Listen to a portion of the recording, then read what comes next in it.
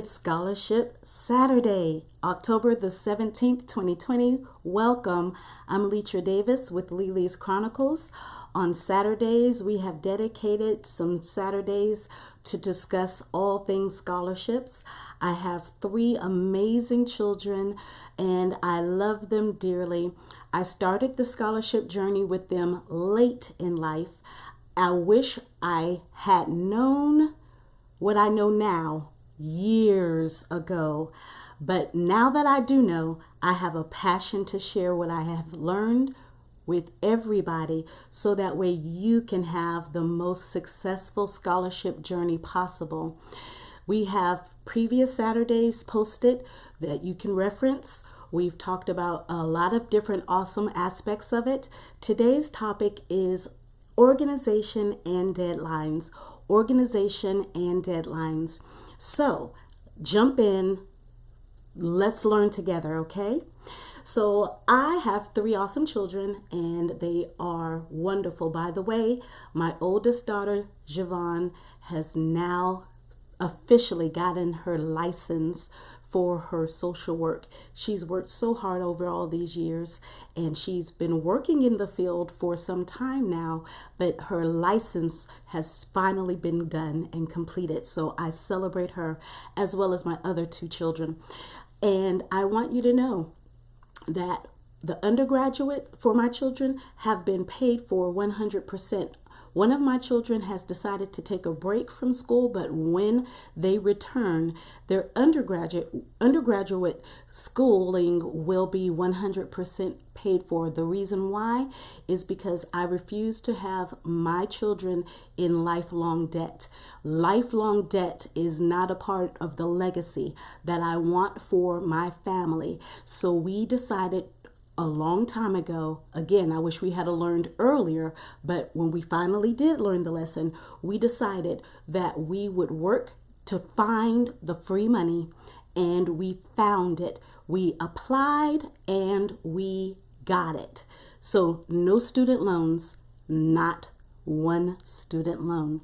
Okay, that's where I want to get you all with this information. So again, for previous episodes, reference those Saturdays.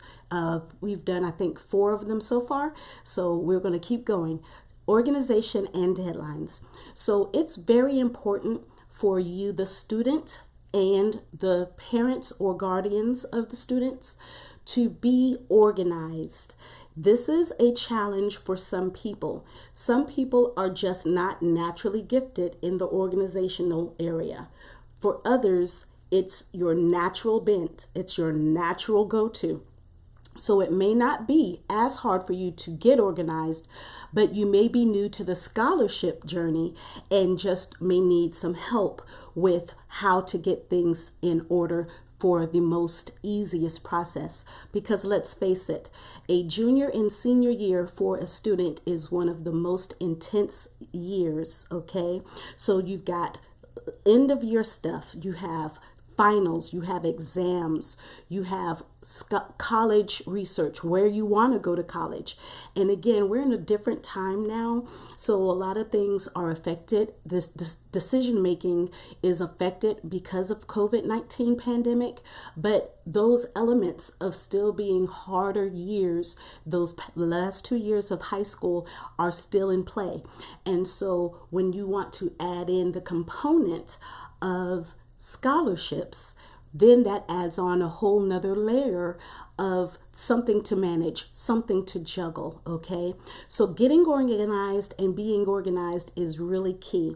And so what I did with my family is I am a spreadsheet person. I like to see things with lines and columns.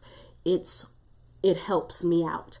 And so since I, in my role of the support for my children, my role was to research the scholarships, to research. And so each time I found a new scholarship that I felt my children would be eligible to apply for, I made sure that I put those names of those scholarships in a spreadsheet form. And within that spreadsheet, I also included the name of the scholarship, the contact information of the facilitators of the scholarship. So that would include either the names of the facilitators or the designated contact person, an email address, or the phone number and the physical or P.O. box address of that scholarship. Then after that, I included the amount that the scholarship was going to be for. So whether that was a one-time $500 scholarship or whether it was a renewal scholarship for 4 years, or at $1,000, or maybe it was a one-time scholarship for $45,000. Whatever the package was that the scholarship was, I included that in a column. In the next column, I made sure to include the deadline of the scholarship as well as a soft deadline prior to the official deadline, and I'll describe that later in just a few moments. And then next to that column, I included the method in which the scholarship had to be submitted. So many scholarships are still doing online or have moved towards rather online submissions. But if whatever it was, whether it was an online submission or whether it was mailing in the scholarship or whether it was actually having to physically take the scholarship to a specific, if it was a regional or a local scholarship here in the city that we live in, I put all of that information on those spreadsheets for my family because it was important for us to know that information to keep all of the components in place and in order for us to not be confused along the way as we're doing other things, right? So again, a spreadsheet may be a good option for you, or that may not be. You may prefer if you're the student, or if you are on their support team in their corner, the people in their corner, as I call them. If you're the one who is keeping track of all information regarding the scholarships, you may prefer to have something that you write in a notebook, or you may want to get a binder with certain information.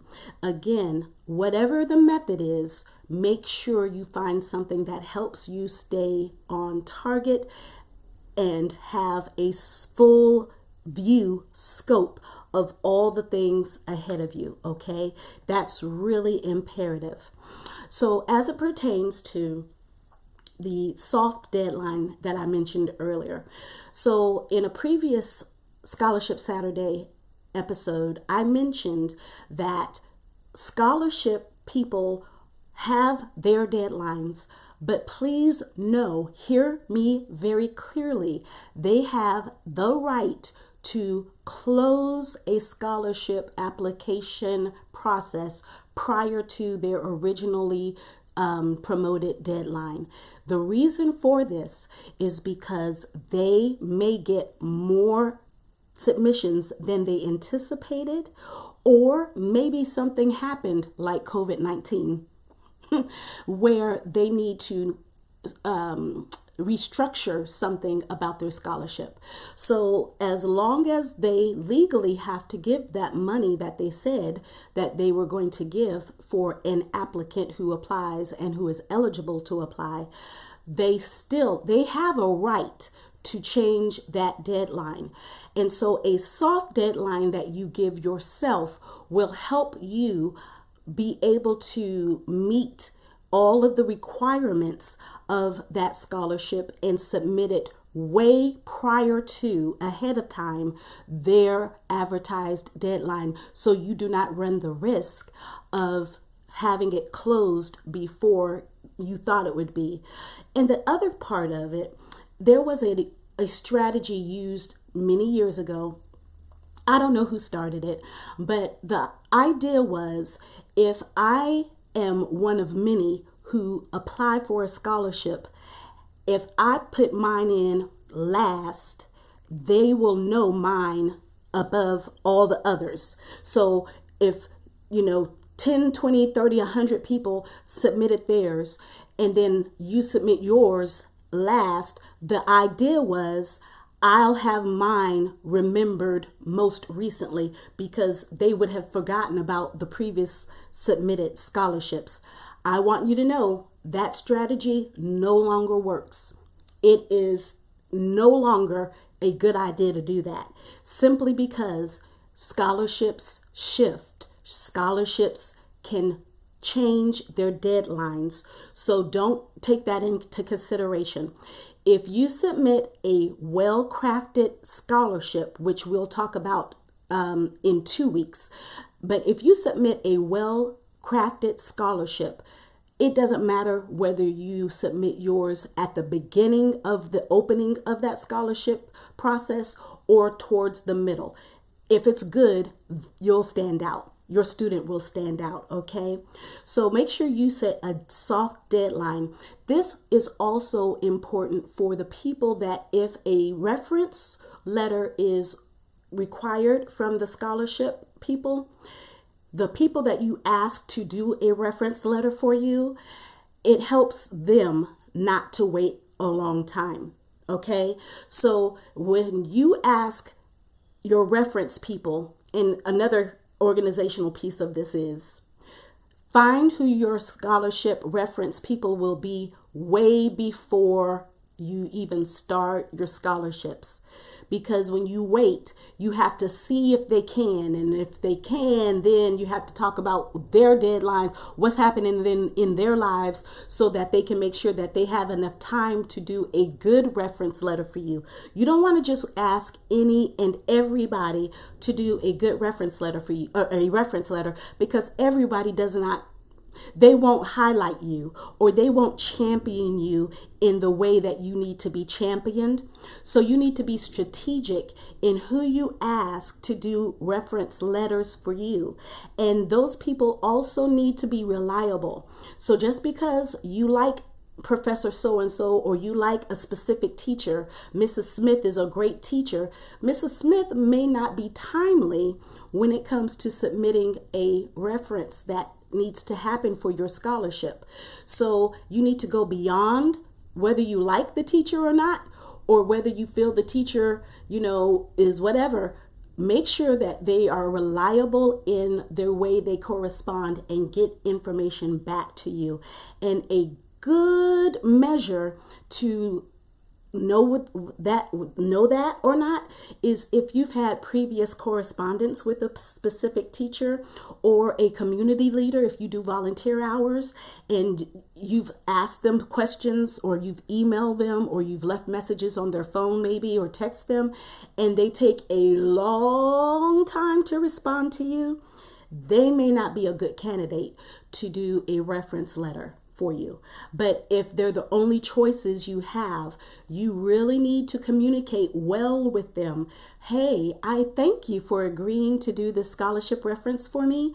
However, I really need to make sure that it's done by the soft deadline. Never give them the real deadline, ever, because you put yourself at a higher risk of them not getting it back to you in the timeline that you need to get everything collected and submit that whole scholarship packet, regardless of whether it's done online or it's mailed in or taken to some physical building. Okay, so that's that key there.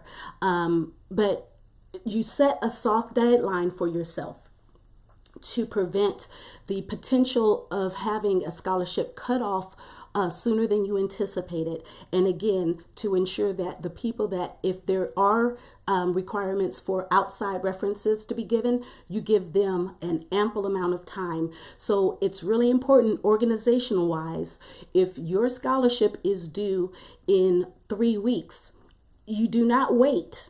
Do not wait 3 days before the scholarship is due to ask the person to do your reference letter. They need to be on that ship as soon as possible. As soon as you know, okay, I'm eligible to apply for this specific scholarship. Oh, they are requiring a reference letter that has to be typed by my community leader or whatever, or they may require a online submitted reference through a email link. A lot of scholarships have shifted to that method for reference letters. You need to let that person know immediately.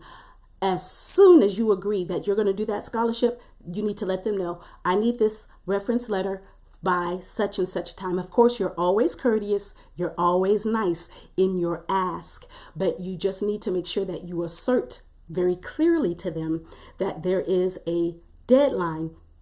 Again, you've set a soft deadline because you don't want to communicate to them, the person that's doing the reference letter, the actual deadline, because you want to make sure that all of that is in prior to the actual deadline. Okay, so those are some organizational tips that I have for you in that regard. Another thing is you have to check whether or not, depending on the difficult level of each scholarship, certain ones are very easy, very simple, right? The requirement may be you want to, it's an online one as an example. They want your name, the school that you're thinking about going to, what grade you're in, and what it would mean as an example. They may ask a question, what would it mean for you to win the scholarship? And you give them, if it's a 500 word essay, you give them the reason why, so on and so forth, ...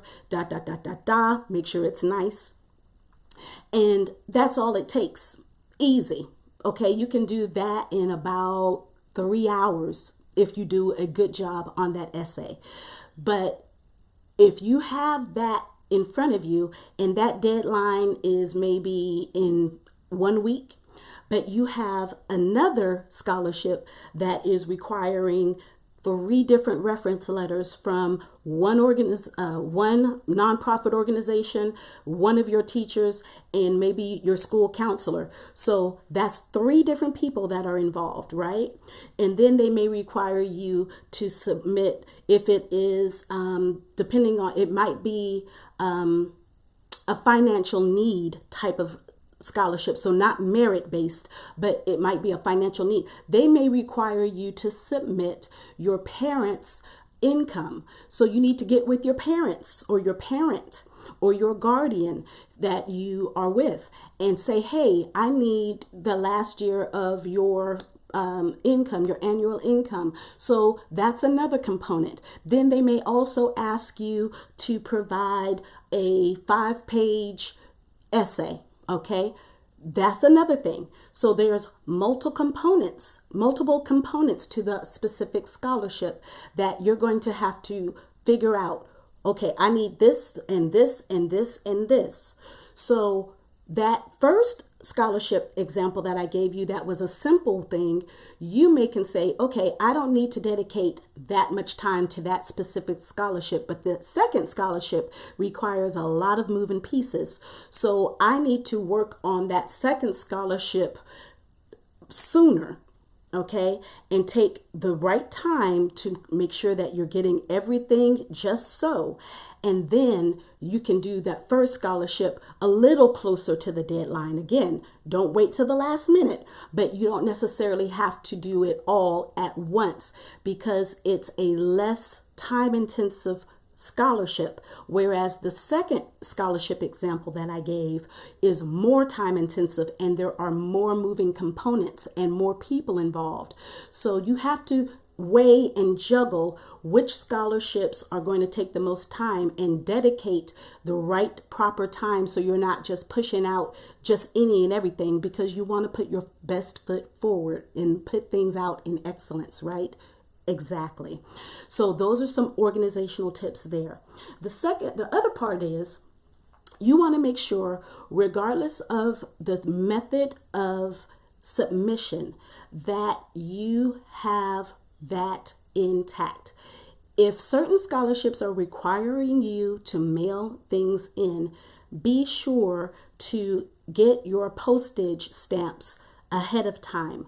And pay attention to the scholarship instructions to see whether they want the scholarship in a regular standard envelope, or maybe they don't want any part of the documentation folded and they want it in a flat manila 8 is an 8.5 by 11 envelope, and they don't want it folded. So get your envelopes ahead of time, get your postage stamps ahead of time, and that will help save you running around having to get those items. You see what I'm saying? So organization. The other part is, if you do have to mail it off, do not put postage on it until you have gone to the post office and had it officially metered and the right postage amount is given to you, so that way you put enough postage on the thing.